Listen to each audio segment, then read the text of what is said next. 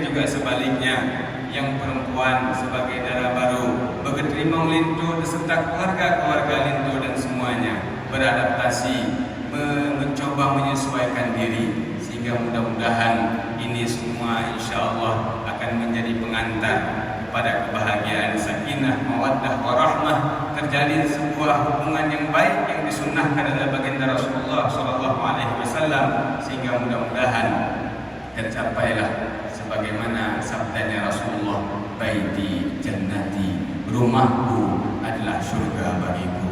Kita damaikan, kita doakan, kita menakai Allah Subhanahu wa taala agar semoga rumah Muhammad Multazam dan tengkunya dia sebagaimana harapan baginda Rasulullah, baiti jannati, rumah mereka adalah ibarat surga bagi mereka.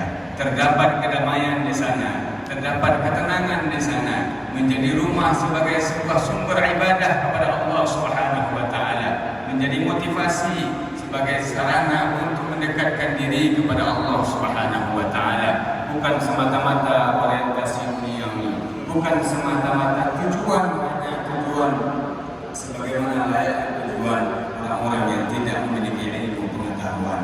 Maka mudah-mudahan sebagaimana yang dalam hadis yang lain disebutkan sebagai urung yagam, sebagai lintu, maka kita akan menjadi pemimpin dalam sebuah rumah tangga.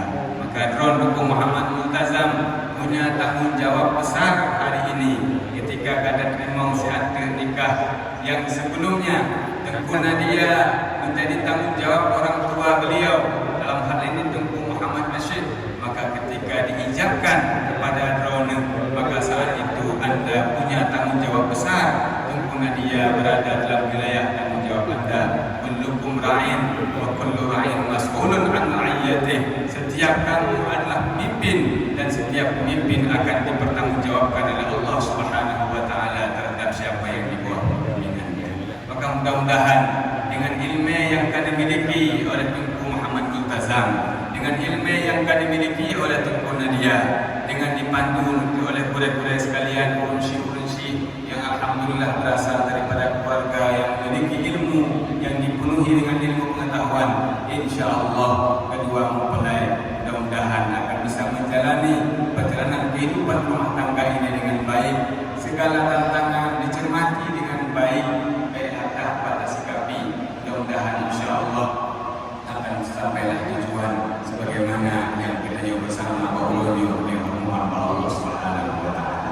Maka mudah-mudahan untuk barangkali nasihat singkat yang mampu kamu sampaikan, dan tentunya